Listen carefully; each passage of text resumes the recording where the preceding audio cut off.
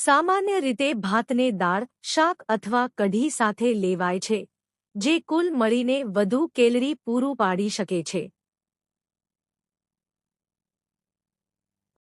તે રીતે એક ભોજનમાં ભાતનું પ્રમાણ તટસ્થ રાખવું જરૂરી છે. દાળની એક મધ્યમ વાટકી, અંદાજે 250 ગ્રામ કે 1 કપ, માં સામાન્ય રીતે આશરે 263 કેલોરીઝ હોઈ શકે છે.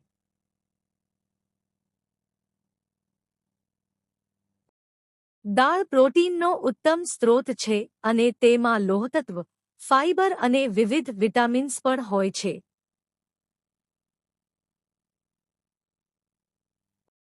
એ સ્વાદિષ્ટ હોવા સાથે પાચન માટે પણ સારી માનવામાં આવે છે. જો દાળમાં ઘી કે તેલનું પ્રમાણ વધુ હોય તો કેલોરીઝમાં પણ વધારો થઈ શકે છે. એક સંતુલિત ભોજનમાં દાળનું નિયમિત સ્થાન રાખવું જરૂરી છે.